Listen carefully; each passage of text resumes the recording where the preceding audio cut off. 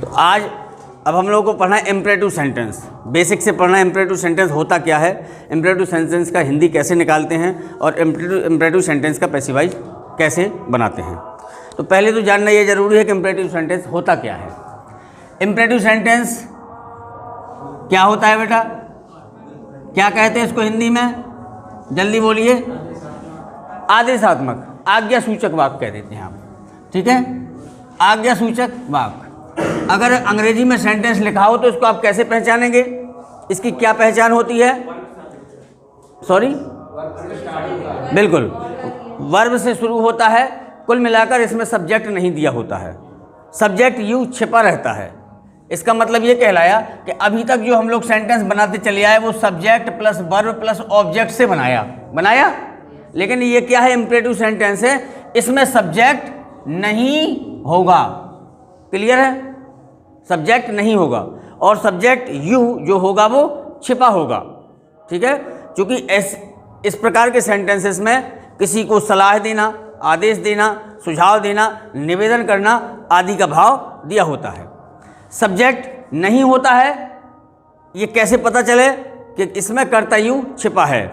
जैसे हमने कहा इधर आओ, कौन आओ, तुम, उधर जाओ, कौन, अर्थात इसमें यू छिपा है।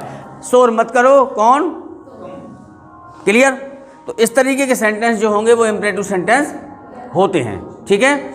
इनका सीधा हिंदी अर्थ तो हम लोग निकाल लेते हैं, ठीक है, क्योंकि हमें सब्जेक्ट नहीं दिया होता है। लेकिन जब इसका पैसिव वॉइस बनाते हैं तो उसका हिंदी अर्थ निकालते समय थोड़ी परेशानी जाती है, जबकि होता ऐसा कुछ नहीं है। क्योंकि जो इम्परेटिव सेंटेंस होता है केवल जब लेट से शुरू हो उस समय अर्थ निकालने में हल्की सी परेशानी होती है। लेकिन देखते हैं कैसे। पहली बात तो आप ये समझ लीजिए कि इम्परेटिव सेंटेंस का मतलब है verb plus object plus etc, इस तरीके से होगा पहला, ठीक है।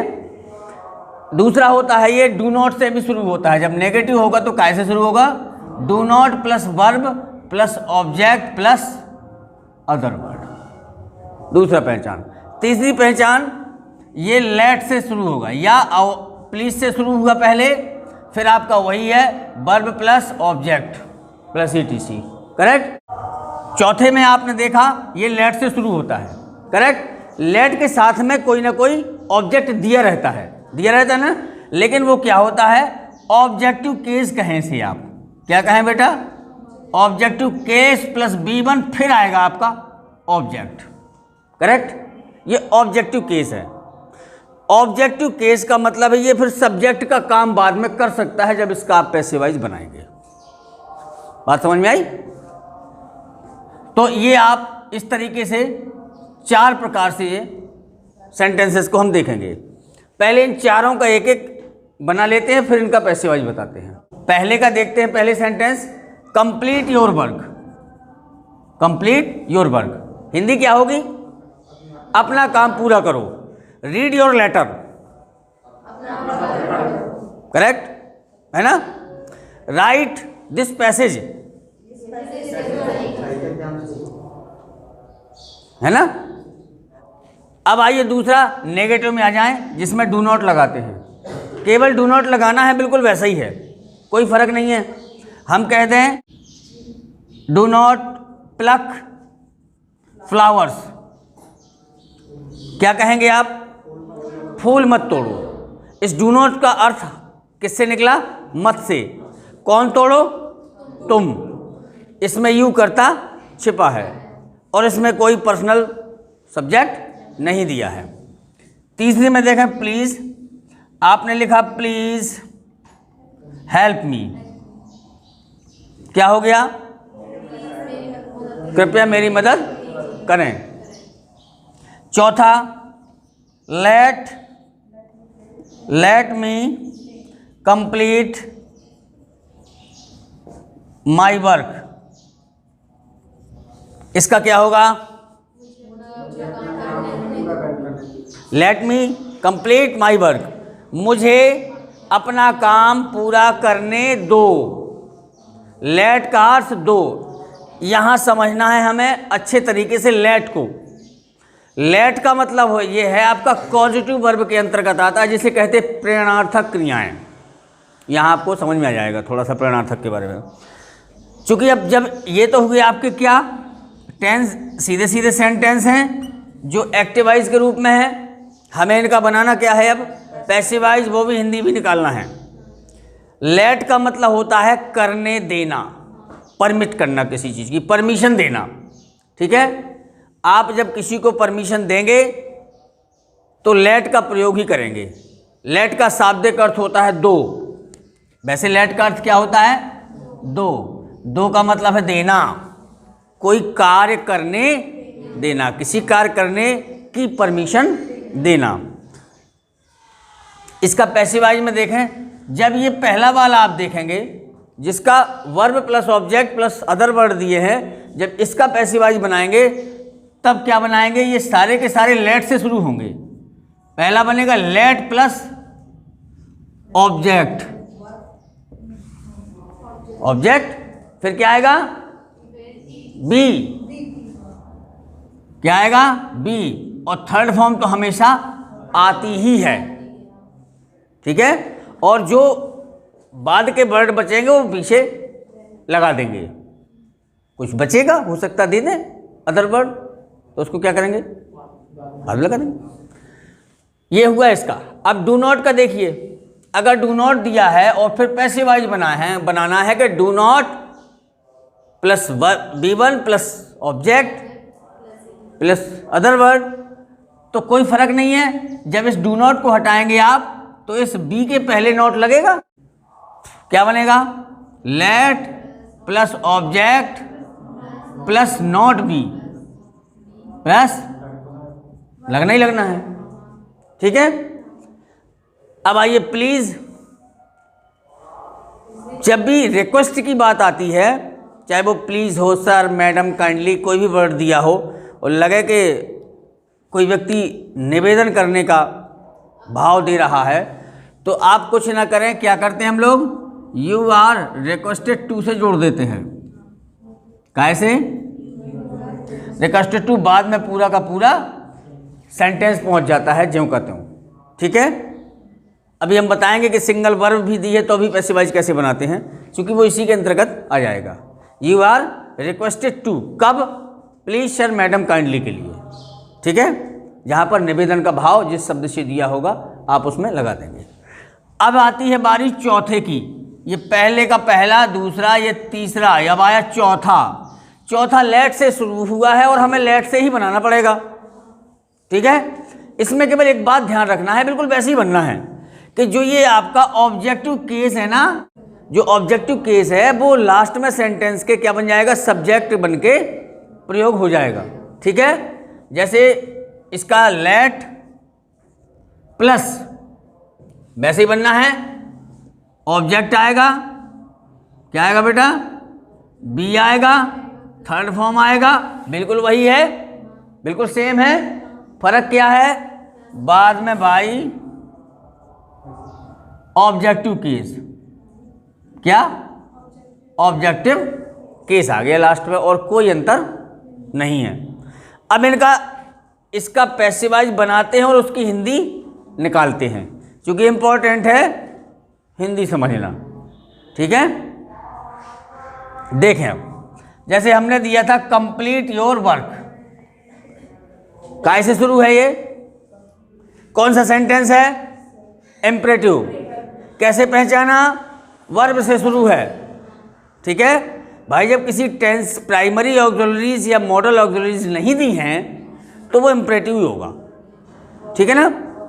अच्छा, वर्ब से शुरू है तो हम इसको क्या बनाएं, let plus object plus be plus third form. तो इसका क्या बना सकते हैं हम लोग,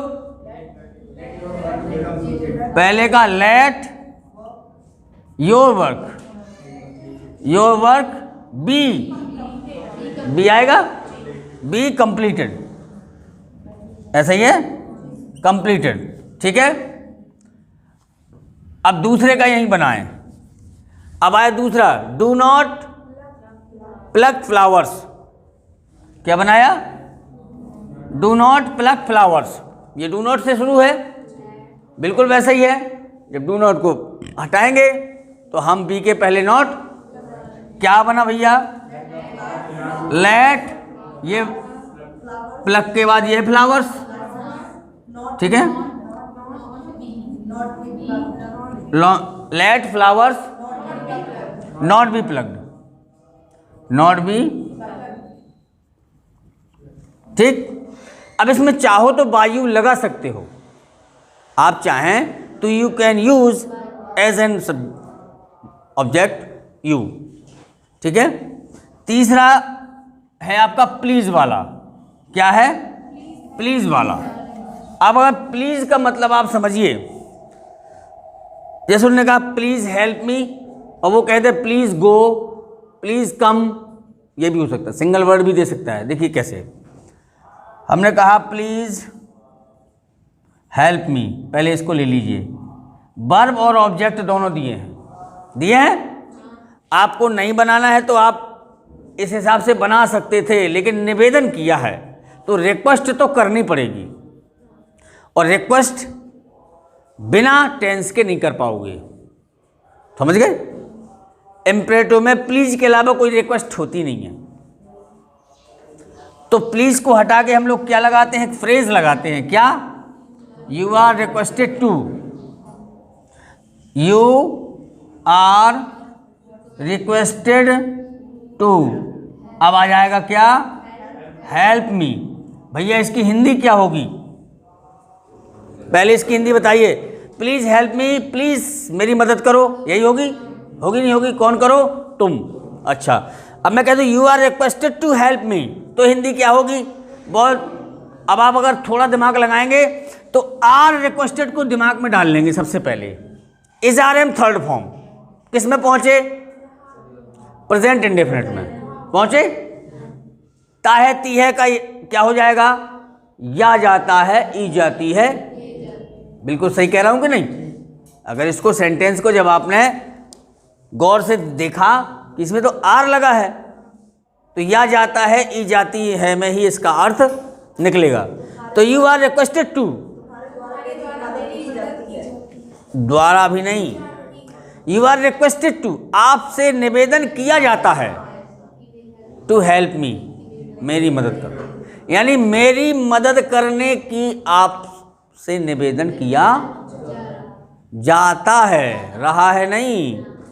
क्या अर्थ निकलेगा बच्चों, यही निकला ना, है ना, कि मेरी मदद करने का निवेदन आपसे किया जाता है, आपसे निवेदन किया जाता है, मेरी मदद करें। अच्छा, चौथा क्या है, अच्छा अभी चौथा नहीं, पहले इसी में और देख लीजिए। सिंगल वर्ड होता, हम आपसे कहते जंप, पैसिव वॉइस बनाइए, जंप, बिल्कुल। कहने का आशय, जब अकर्मक क्रिया होती है तो पैसिव वॉइस नहीं बनता है, इसमें भी कर्म नहीं है, क्या है क्या, नहीं है। लेकिन ये सेंटेंस इम्परेटिव है, इम्परेटिव है कि नहीं। जब इम्परेटिव है और सब्जेक्ट नहीं है तभी तो इम्परेटिव है।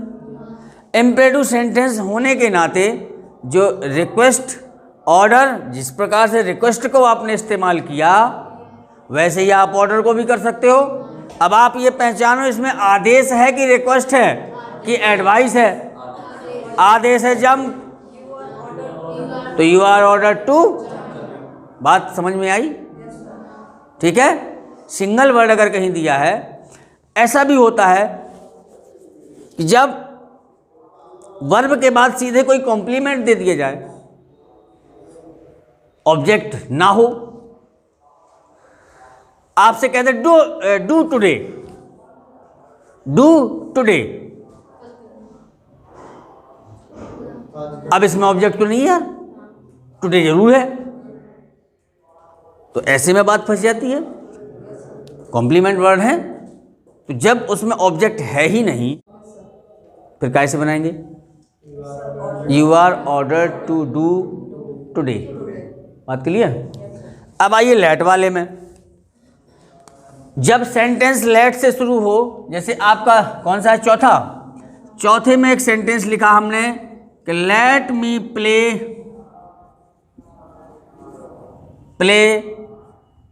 क्रिकेट नाउ, ले, ठीक, let me play cricket now. तो पहले तो इसी का अर्थ निकालें, बाद में पैसिव वॉइस के निकाल पाएंगे। Let me play cricket now,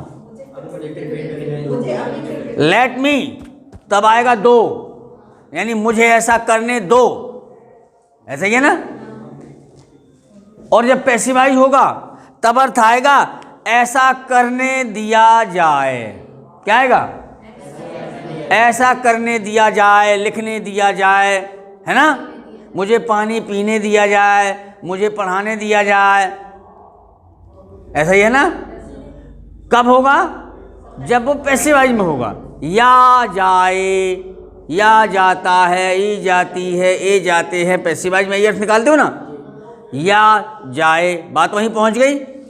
मुझे ऐसा करने दो या मुझे ऐसा करने दिया, तो मुझे ऐसा करने दो एक्टिव वॉइस है ना, और मुझे ऐसा करने दिया जाए, मुझे ऐसा करने की परमिशन दी जाए।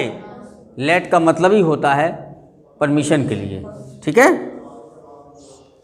तो इसका क्या हिंदी हुआ? Let me play cricket now, मुझे अब क्रिकेट खेलने। लेट मी का मतलब है मुझे दो, मुझे क्या करने दो? मुझे अब क्रिकेट खेलने, ऐसे ही होगा। अब इसका पैसिव वॉइस बनाए, चूंकि लेट से शुरू है और लेट से ही हमें पैसिव वॉइस भी शुरू करना है ना। चलिए, लेट का लेट आया, ठीक है, मान लिया हमने, ठीक। लेकिन जब लेट के साथ कोई ऑब्जेक्टिव केस दिया होता है, क्या दिया होता है बच्चों? ऑब्जेक्टिव केस दिया होता है, ये बाद में ही बाई के साथ जुड़ता है, ठीक है। चलिए, चूंकि ये ऑब्जेक्टिव केस है इसलिए ये इसको लास्ट में ऑब्जेक्ट ही बनना है। तो ऐसा तो है नहीं कि मी का आई बना दो, ऐसा कर सकते क्या? No, we don't do it. Why do we not do it? Because this is objective case and after the end of the sentence we have to use as an object. करना पड़ता ना, वो टेंस का sentence तो है नहीं कि subject को ऑब्जेक्ट में बदलना है, ऑब्जेक्ट को। अगर हम इसको सब्जेक्ट के रूप में प्रयोग करते ऑब्जेक्टिव केस को, तब हम उसका आई बनाते कि नहीं। लेकिन हमें करना क्या है? करेक्ट। तो लेट के बाद ऑब्जेक्ट आएगा पहले, ये वर्ब के, मैंने बताया था वर्ब के बाद ही सदैव ऑब्जेक्ट होता है। कहाँ होता है? वर्ब के बाद। तो let cricket be played now by me. एक और देखो, लेट वाले का example, let me do this work. इसका क्या बनेगा? इसकी हिंदी क्या हुई? मुझे यह काम करने दो। और जब पैसिव वॉइस होगी तो यह कार्य करने दिया जाए, मेरे द्वारा यह कार्य करने दिया। कैसे बनाएंगे? लेट ऑब्जेक्ट आएगा। ऑब्जेक्ट कहाँ होता है? ठीक, let this work be done by me. किसी को कोई कंफ्यूजन हो तो पूछ सकता है। तो आप लोगों ने इम्परेटिव सेंटेंस के पैसिव वॉइस में देखा कि इम्परेटिव सेंटेंस हम 4 तरीके से ही हमें मिलते हैं और इन्हीं 4 बिंदुओं को हम पैसिव वॉइस में कन्वर्ट करते हैं। चलिए, मिलते हैं नेक्स्ट क्लास में। नमस्कार।